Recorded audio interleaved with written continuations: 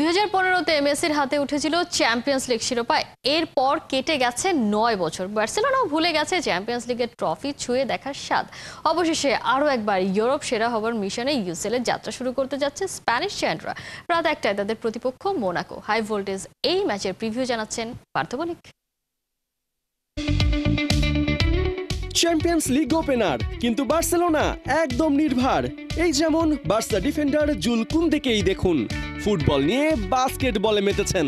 অন্যদিকে আনসু ফাতির সাথে চলছে রবার্ট লেভানডভস্কির খোশ আলাপ, মানে চিল মুড যাকে বলে।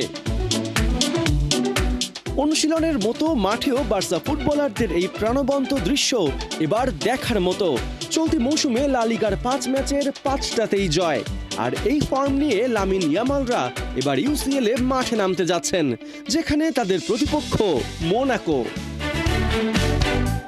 ইউরোপিয়ান মিডিয়ায় এই ম্যাচটাকে বলা হচ্ছে দুই রানার্স আপের লড়াই, কারণ গেল মৌসুমে বার্সেলোনা আর মোনাকো দুই দলই তাদের লিগ শেষ করেছে সেকেন্ড পজিশনে থেকে। স্টেড লুইসে তাই এই ম্যাচ স্প্যানিশ আর ফ্রেঞ্চ ফুটবলের মর্যাদারও বটে। বার্সেলোনা আর মোনাকো ম্যাচের আরও একটা ইন্টারেস্টিং ফ্যাক্ট হলো, ইউসিএলে দুই দল মুখোমুখি হতে যাচ্ছে 30 বছর পর। সেই 93-94 মৌসুমে শেষবার তাদের সাক্ষাৎ হয়েছিল, যেখানে দুই লেগেই মোনাকোকে উড়িয়ে দিয়েছিল কাতালানরা। অবশ্য অতীত পরিসংখ্যান ঘেটে হ্যান্সি ফ্লিক নিশ্চয়ই স্বস্তির নিঃশ্বাস ফেলছেন না, কারণ গেল মাসেই প্রি সিজন ফ্রেন্ডলিতে মোনাকোর কাছে 3-0 গোলে হেরেছে তারা। অন্যদিকে ঘরের মাঠে খেলা হলেও মোনাকো যে ফুল ফায়দা তুলবে সেটাও খোদ মোনাকো ফ্যানরা জোর দিয়ে বলতে পারছেন না, কারণ ওই পাস্ট রেকর্ড চ্যাম্পিয়ন্স লিগের শেষ 7টা হোম ম্যাচেই তারা হেরেছে। বার্সার কাছে হারলেই হোমে টানা ডিফিটের দিক থেকে জয়েন্ট হাইয়েস্ট রেকর্ড গড়বে দলটা।